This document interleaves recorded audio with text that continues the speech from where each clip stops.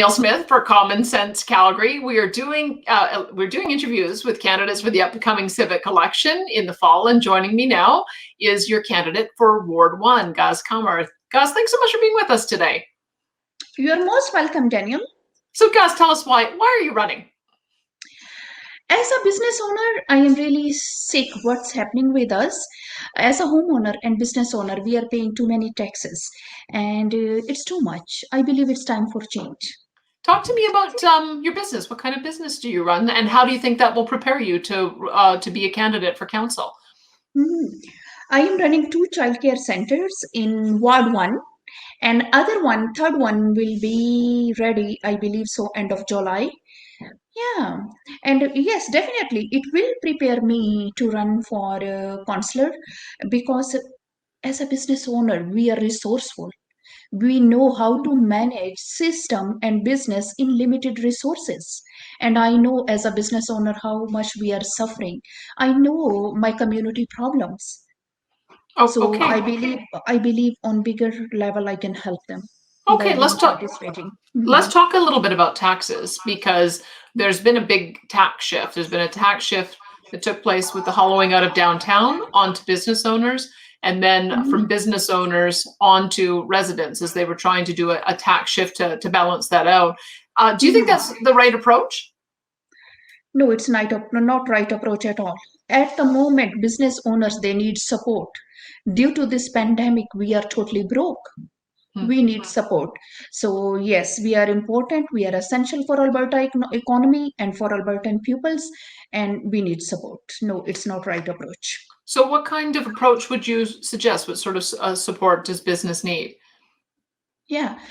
What I believe, as you know, Daniel, what happened in City Hall, all the workers, they got 18.5% hike in their pay. And where this money is coming from? This money is going from our pocket, from your pocket, from business owner pockets, and from all Calgarian pockets. No, this should be supported towards businesses and toward people. So Okay. what is the reason when we are laying off the people due to pandemic?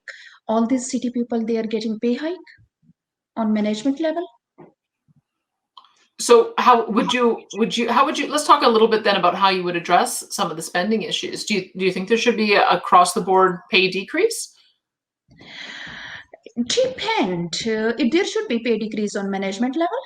There should be, and there should be people input or oversight taken into. There should be system. There should be some outside people, they are reviewing it. It's not bureaucrat system or bureaucrats are deciding everything. No. So when I look at the operational spending, do you think that the government is spending too much, too little, or do they have it about right? Too much. Any other ways that you would suggest that they should be looking at cuts?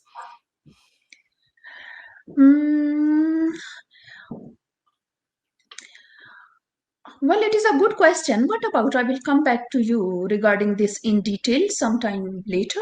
Okay, I need well, to do a little bit my research. Sure. Well, let's talk about the capital side of the budget then. And we have a couple of big projects that are on the table. Number one is the Green Line LRT. It started off as a $4.7 billion project. It's going to go to the deep north and deep south, 40 kilometers. It's now a $5.5 billion project, only going to bridge from just north of downtown to just south of downtown, so it doesn't stretch into either area. And the transportation minister, Rick McIver, has said that he doesn't support the project as it's currently designed because it doesn't connect into the existing system. So how would you address that issue? My question is, Daniel, where this money will come from? We are broke. Is province has a money around millions of or billions of dollars to spend over there? No. So you'd cancel the project? Yes, I can say. Okay, let's talk about a couple of the other capital projects, because there were 4 that were proposed, big ticket items, and the CFO suggested that only one of them could be afforded. So the event center with the Calgary Flames, the BMO Center expansion for convention space, the Arts Commons, and the Foothills Fieldhouse. So if you had only been able to choose one of those, which one would you have chosen? So my options are like Calgary Flames, Foothill, or what else? So the Calgary Flames, the BMO expansion, that's the convention center expansion, Arts Commons, that's where the theater space is, and the Foothills Fieldhouse. Flames. And why is that? Because I believe so. It is our Calgary Flames. It's hockey. All of most of the Calgarian they love hockey. That is the reason. Yeah. Okay. All right. Mhm. Let's talk a little bit more about the economy, because one of the big issues, of course, is that the downtown is not generating as much tax revenue as it has in the past. There's excess space of about 100 to 140,000 workers that could be accommodated with all the excess space. What would you do to try to address that vacancy? I prefer lower taxes. Taxes should be lower. That will be beneficial. See, just think about bigger level. Think about the community. Think about the people instead of thinking just limited people. Yeah. So lower taxes. My approach will be this. Okay, so the city has also identified $100 million to give to Calgary Economic Development for business attraction. I think they've got just over half of that left. Do you think that that's the right approach? I believe so. Yes, it is wonderful approach.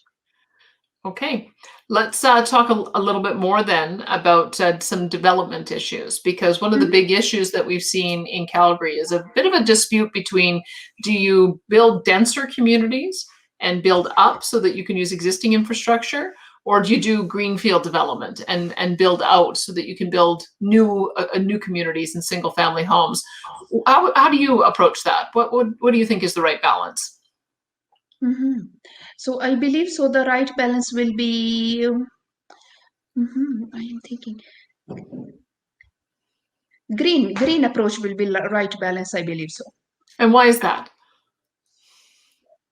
because it is building new infrastructure and it will create job for many people.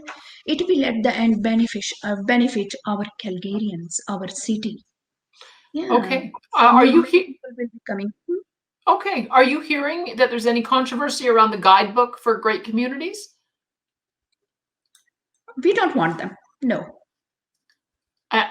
Uh, so one of the issues that I think has been raised is some concern that residents have that they might end up with a large apartment complex built across them in a single Definitely. family home community. So how would you approach that issue?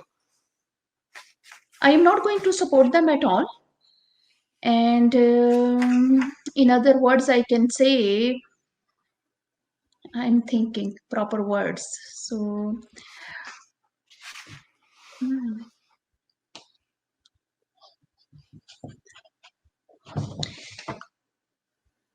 there will be more reviewing. Yeah, we should review it before we make any decision. But definitely, I am not going to support them.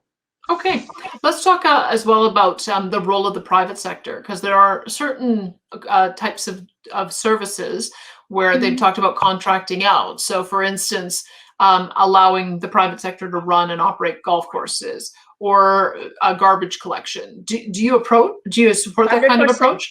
Definitely. This is something I approach, I support, and if I elected, this is something I am going to do it. Just as take example as a Winnipeg, what they did, they privatized the snow removing system. So there was open bid system. It was open, it was transparent, everybody can see it, and their snow is clean better than us within 24 hours. And they are not spending that much money because it is privatized. Okay. Yeah, Did you it hear is a more lot of private. Did you hear a lot of issues in your area about snow removal from the Definitely. province? Yes. What did you hear? What I hear, see, every time I believe I can see around 200 people every day in the morning time, 200 people in the evening time. Parents have hard time to get out of their driveway. It is Mhm. too much snow. As a daycare center, we are transporting children to and from school, and I have seen it is really hard to commute, to take the commute to transport children. It is big problem. Yes. Okay, So it's not clean and it's not clean within timely manner. Yeah. let's talk about a Mhm. couple of other spending issues. So the public art program has had a couple of black eyes. I think the Big Blue Ring is one example, and there was a lot of controversy around it. Do you think that they've fix the approach to the program so that there won't be any of that pushback in future? Or how do you feel about about public art? We don't want it. It should be removed. It is waste of our money, waste of taxpayer money. And why we have it? There is no single valid reason. No. Okay, let me ask you another question that came up, a little bit of controversy around defunding the police. That's what the movement was called. And I am not going to defund the police. No. Police is important. I am not going to defund them.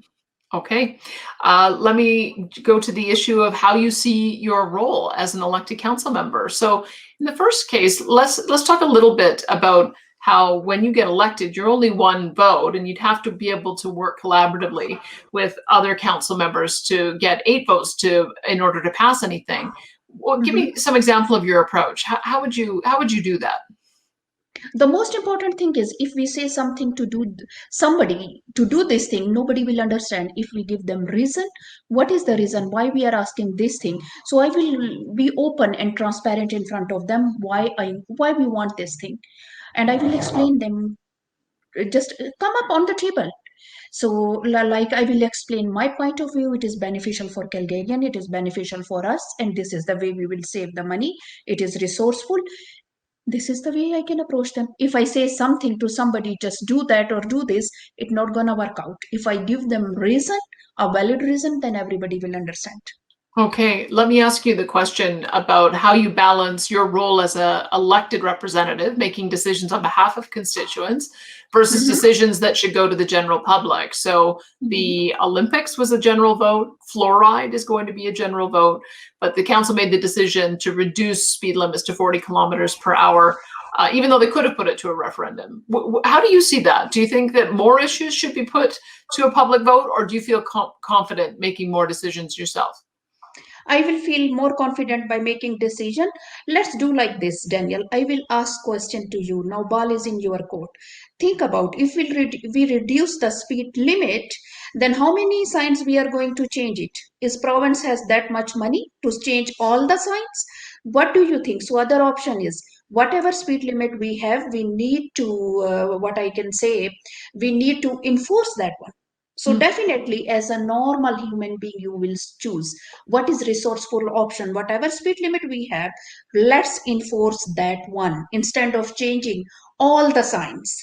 Okay, one more question on the issue of how council members are getting paid. There was some initiatives put forward to reduce the amount of council pay, to address the issue of the double pension for the mayor, and to look at the transition allowances. Do you think that council members are paid fairly, or do you think that some of that should be reduced?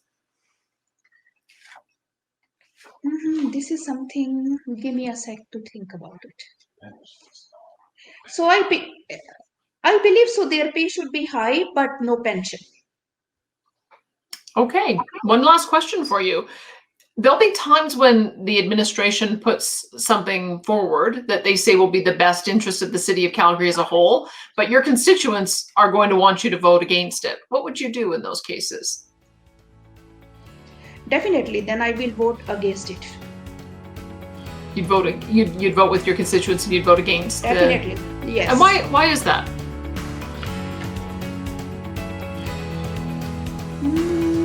I am thinking. Because it is my job, I can say. Okay. Well, thank you so much for the conversation today.